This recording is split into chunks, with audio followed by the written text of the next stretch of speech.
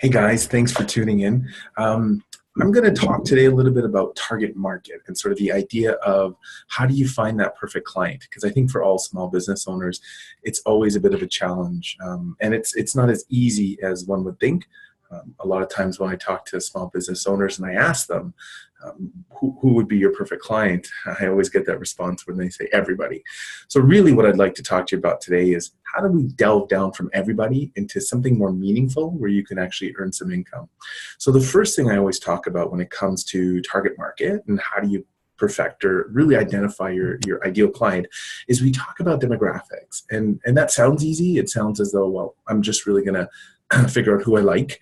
But generally, I'll give you the first tip right here, and that's your demographic is usually going to be you. Typically, when people enter a small business or when they're in a business, they usually like to work and do business with other people just like them. So my first suggestion would be is to look at yourself and what demographics you have. From there, I'd like you to then consider, if you've had clients already, who's been your best client? Who's been your perfect client? The client that you just love and adore and would love to have more of them. What do they look like in terms of demographics? Now, let's sort of drill down into what demographics actually mean. So it can start with age and it can start with gender. So those are the two easy ones to get across. But you really want to delve even more. So let's start looking at income. Are they more affluent? Are they less affluent? And then we start looking at neighborhoods. Do they live in a certain geographic community that you'd like to pinpoint and work with? Or is it the community really defines, again, their affluency? When we talk about other demographics, like what kind of car do they drive? And we really start to delve into what kind of clothes do they wear? Are they brand labels or are they Joe Fresh? You start to really understand what is it that they do in their spare time. Are they people that go to work 9 to 5 and then go for yoga after? And if that's true, what do they do at yoga? Is it hot yoga? Is it relaxing yoga? You really, really want to drill down and figure out those demographics. So again, as we said, you would definitely look at age, you would look at gender, and you would look at income. But you would also look at the type of vehicle they drive. You may look at education. You may even look at culture, depending on what it is that you're selling, whether it's a product or a service. If there's a certain culture and subsect you really want to focus on.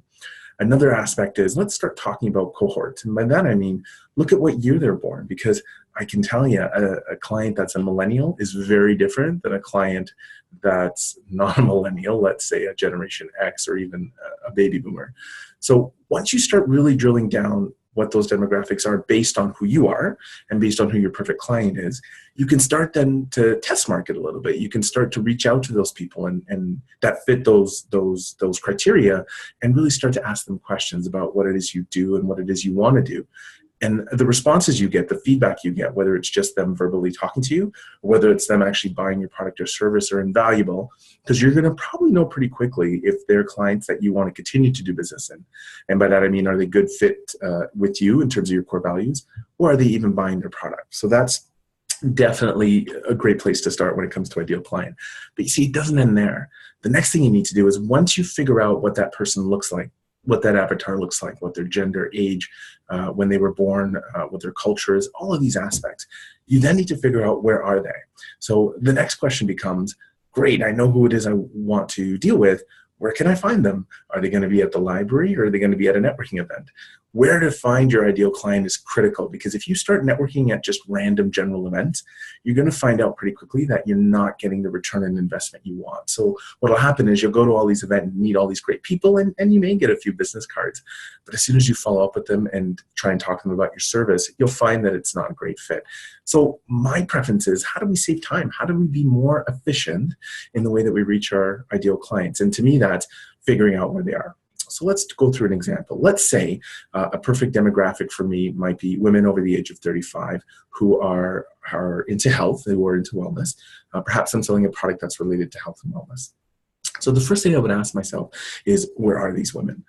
My first response would automatically be any type of health and wellness activity, whether it's yoga, whether it's the gym, whether it's group activities like Tough Mudder. You really want to figure out where they are. And once you figure out where they are, you're not just going to market there. You're then going to figure out, what are they doing there? So very different. It's one thing to go to a yoga studio and talk to people who are doing yoga.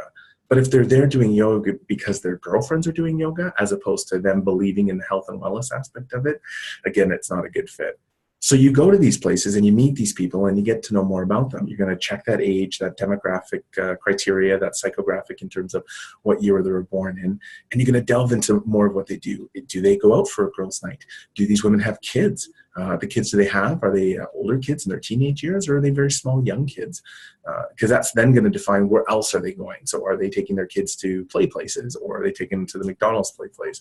If they're into health and wellness, you're probably going to find the McDonald's play place is not where you're going to find them. So once you start delving out into where they are and you start actually going to where they are, you can then figure out how best to reach them with your message. And by that, I mean, it's actually more about what it is you're selling. So it's easy for me to sit here and say, you just go find that 35-year-old woman who's into health and wellness at a yoga studio and talk to them. But unless you know exactly what it is they want, what's their pain point, you're not actually going to be able to reach them. So it's one thing, again, to have an idea of this is my product and I know they'll love it, to this is my product and why do they need it? So a pain point is, why is that person going to give you money for what it is you do? So again, you know by their age and their demographic and all these other criteria that they're a great fit for you. You know, based on where you found them, they're likely a great fit for you, but you still need to figure out what it is you're trying to give them so that you're resolving a pain point. So let's think of an example. Let's say one of my ideal clients were parents, let's say mothers, and let's say it was mothers with small kids. Well, you really want to figure out if your product or service is going to relate to them. Most women that I meet anyway with young children, generally one of their pain points, their main pain points is time. Time is critical because there's a lot of time that goes into not only caring for their kids, but also taking to activities, there's school, there's other general caring activities that they need to spend time on, such as feeding them and clothing them. And then those women generally also probably work. So time is a scarcity for them. So if you've got a product that can really help them with time, you've figured out their pain point. So again, if you found these women, let's say again, we're looking at moms, we found them at play places and we know they're into health and wellness, and they're scared, their issue is time, scarcity of time. You really want to make sure how you're talking to them is about time. So I would say something along the lines of, hey, I'm a mom or I'm a dad too, and I get that time is really difficult. So you know what I did is I set aside an hour a night just to work on this product and just to work with this product, and it's changed my life to the point now where I look forward to that 1 hour a night. So again, that's really critical. So you're going to define their demographics, their age, their gender, what it is they do, what do they enjoy doing. Then you're going to find where they are. So where are they socially? Where are they in terms of business? Where are they in terms of work? And then you're going to define their pain point. So how it is you can communicate to them exactly what they need and what that messaging looks like. And I promise you, if you focus on those three activities, you're going to have a greater success rate and a return on investment in terms of what you're doing in business. So thanks for tuning in, and we'll talk soon again. Bye now.